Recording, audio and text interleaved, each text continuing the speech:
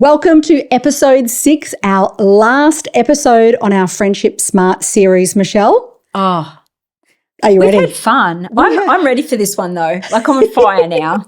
We're talking about setting boundaries. Yes. And that's such an important one for our kids to navigate. How do they say no when it matters? I know. And this, when we come back to our Friendship Smart framework, this is all about like really getting that element of safety right for our kids, because we want them to be clear about their limits. Yes. And understand and hear the limits of other people. So this is a two-way street. Okay. This is so important, Ali. So it's receiving and giving a no. Absolutely. So it's helping our kids. Where have you seen this? Oh, well, look, I was a teacher in the era where they took the word no out of childcare. Right? Now I'm living through the era where we're talking about consent to grade 12 kids who were brought up in the era where they didn't hear no when they were 2 years old, you know? Yep. And so I'm like, yeah, we're reteaching kids what we pulled out of their vocabulary. Okay. No means no. Yeah. So parents, it's okay to say no to your kids. Because when your daughter's in the back seat of a car with a boy and she says no, you want that boy to hear and understand what no means. Absolutely. Yeah? We talk about it a lot in the context of relationships, boy-girl relationships, but it actually starts a lot earlier than that in our friendships. Learning about consent, learning about no. Tell us about how we can bring those conversations into our conversations with our kids. This is the training ground, the practice ground for everything to do with relationships for the rest of their lives, including romantic relationships. So we don't want to minimize or negate the groundwork that they're doing now. So the first time they're getting pushed and shoved around at school, like they're learning their no's, they're learning their limits. And this is how I teach it, Ali. Okay. I teach 4 types of no's. And I teach non-negotiables, wants, preferences, and fears.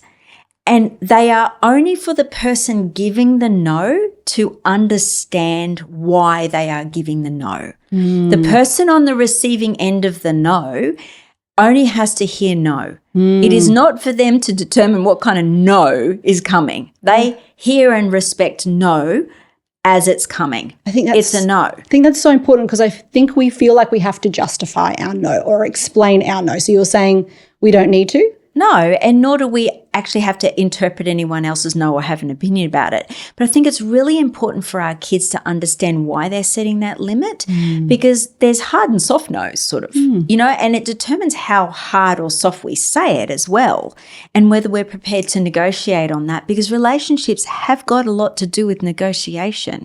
And I see sometimes our young adults being incredibly protective of themselves and not understanding that they do have to meet each other halfway in life, and relationships are about inconvenience, you know, and sometimes I look at them and go, is that a preference or is that a hard no? Like, where do you sit on that? So how do we help them navigate what no is needed in which situation? Yeah. Well, I say to, you know, and let me take young adults, because I love workshopping this particular with young adults, but is it a non-negotiable? So I say to them, has this got to do with safety? And let me read some things here, okay? Do I need, would I walk away from a friendship over this? So, and this is one particular example I've got. Would I walk away from a friendship if someone repeatedly called me fat? And this is one I've said with a 10-year-old girl. Like, is that a non-negotiable for you? And when she said back to me, I'm not sure, I'm saying, well, we got to get clear about that. Yeah. You know? So, like, where's your boundaries on that? What's your limits on that? And it's good to push our kids and really hear where their limits are on this stuff, you know? What's your deal breakers when it comes to friendships? Where does your line stand? You know, would it cause you to really walk away from someone or not, or why? In friendships, I absolutely need. And this has got a lot to do whether people feel respected, protected, and secure in a relationship. What's your deal breakers, Ali? Oh, I actually love those questions as I was thinking about them, because I think there's some that I'm not necessarily as clear about. So how can I expect my own children to have their no's and understand them? Do you know what I sat down with a boy and said to him?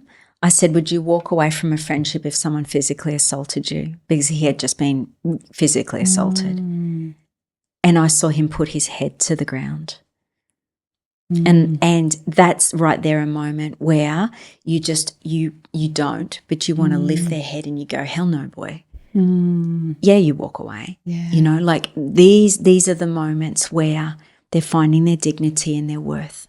I love that. It's about asking the right questions, helping them wrestle with it when they don't know the answers as well. And I think we talked about it at the very first episode about that legacy work, doing our own work as parents so we can help our kids navigate that themselves through the friendships that we all find ourselves in and what we need to do.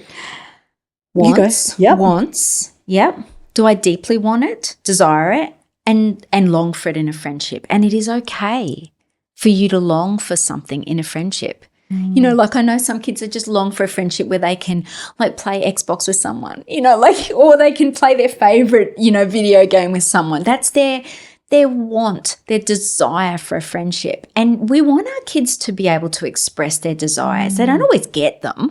They don't, that's just this chemistry aspect of, you know, maybe the friendship framework. They don't always get a friend that loves, you know, gymnastics as much as they do or whatever it be. But for them to be able to express that desire and those longings, isn't that a beautiful thing? That is beautiful. Yeah. And why they would you know, have a boundary around those things and why they would say a no around sometimes those things, that comes out of those wants. And any others you've got, Michelle, there that you want to share with us today? Well, preferences are like those comfort desires. You know, I can do with them, I can do without them. It's not a really big deal. I'm really negotiable on this. It might be something I'd prefer to play netball, but I don't mind playing soccer today. You know, I like cupcakes that are chocolate, but I'll eat vanilla. You know, it's really, you know, negotiable. They're not a big thing. On a scale of 1 to 10, I say to kids, how big a deal is this to you? So it's when kids are sliding all around with that, I'm like, you know, just let it slide because there's a lot of things that you can let slide in relationships. The last one is fears, and I think this is really important.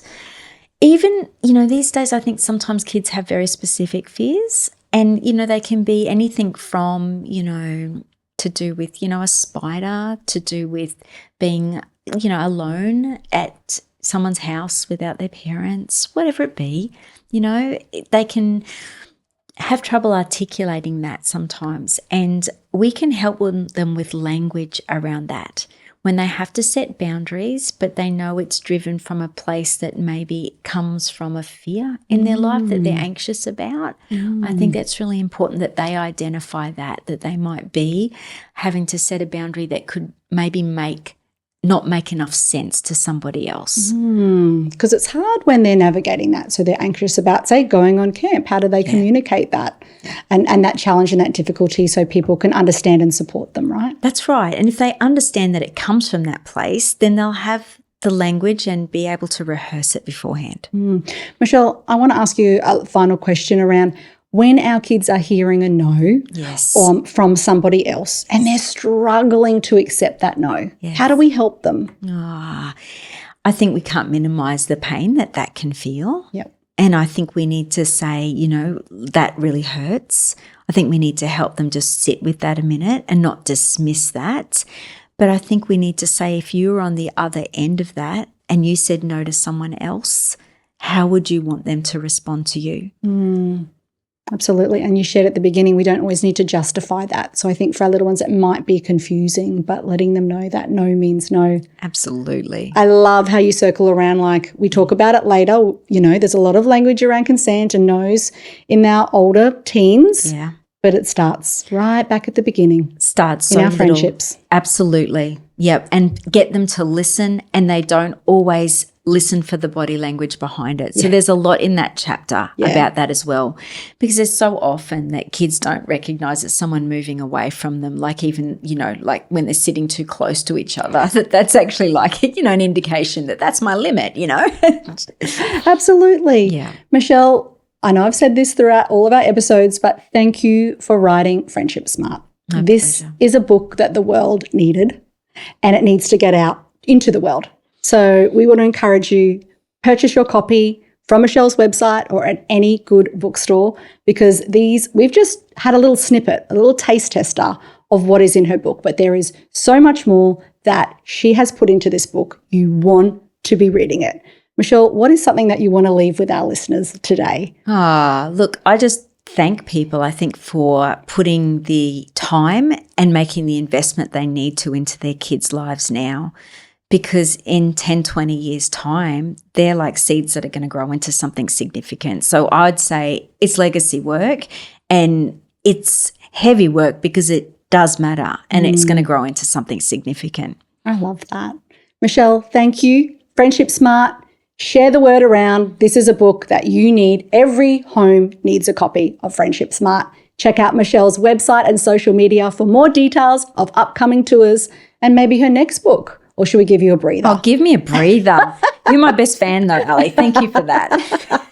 Thank you, Michelle, for your wisdom, your insight, and everything that is in this book that you are putting into the world. My pleasure. Thank you. Thanks, everyone.